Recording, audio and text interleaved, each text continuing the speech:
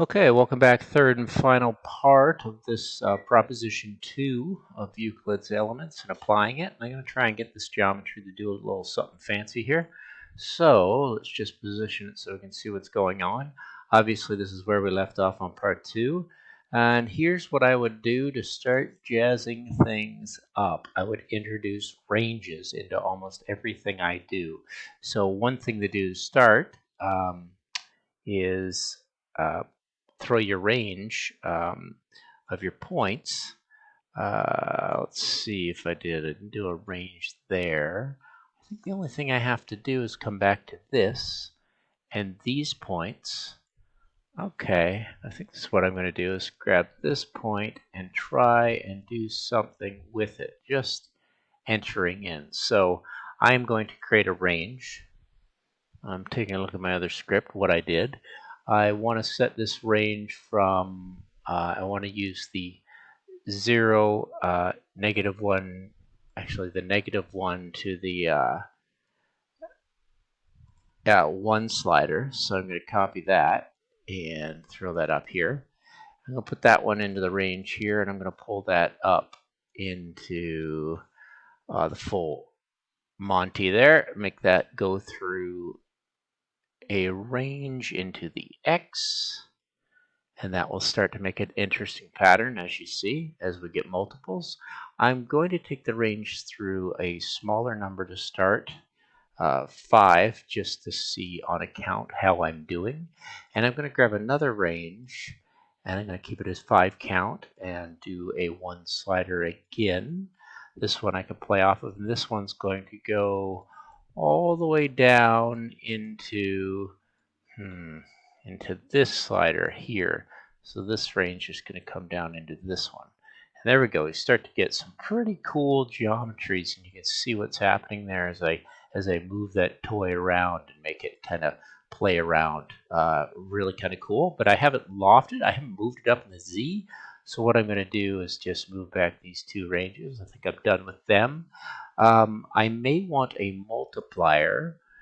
This always gets interesting. This range is going to be multiplied through a multiplier with a cosine. So I'm going to get this prepared first, and then I'm going to plug this one into the Z, and that should be all we have to do. So let's grab another number slider. Oops. Oh, I hate it when that happens because you got to get rid of everything again. There we go. That's the only one I wanted to copy, not that one. This slider is going to go through either sine or cosine. I prefer cosine. You can put cos in here if you want. I can do a little multiplier here, and I'm going to multiply that cos by a pretty big slider. I'll use params, bring it in, and I'll take this one up to 12 because I want a 12 height relative to the size of the radius of the circles.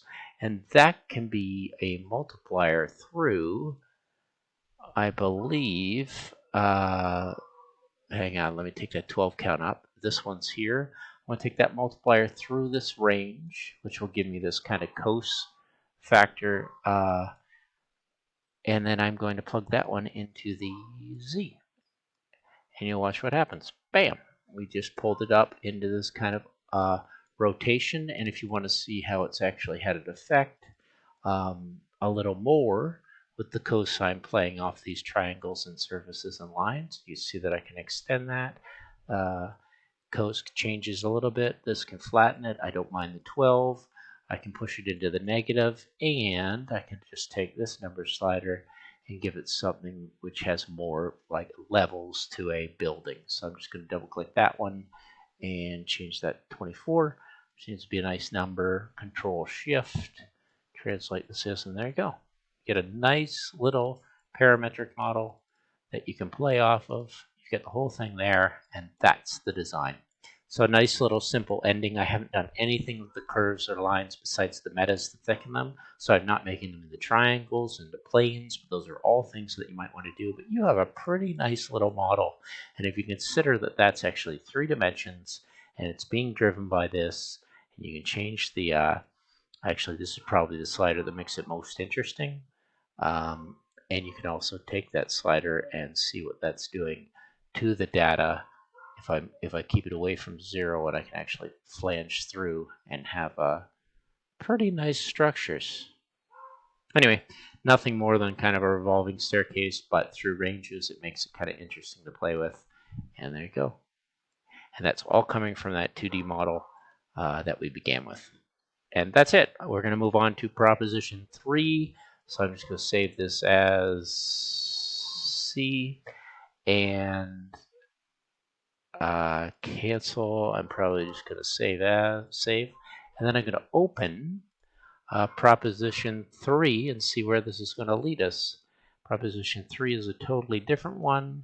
It's a nice simple model, not too hard to think about the start, and I'm given 2 unequal straight lines to cut off.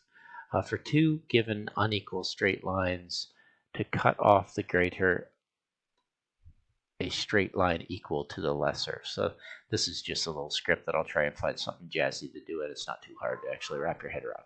Thanks for watching.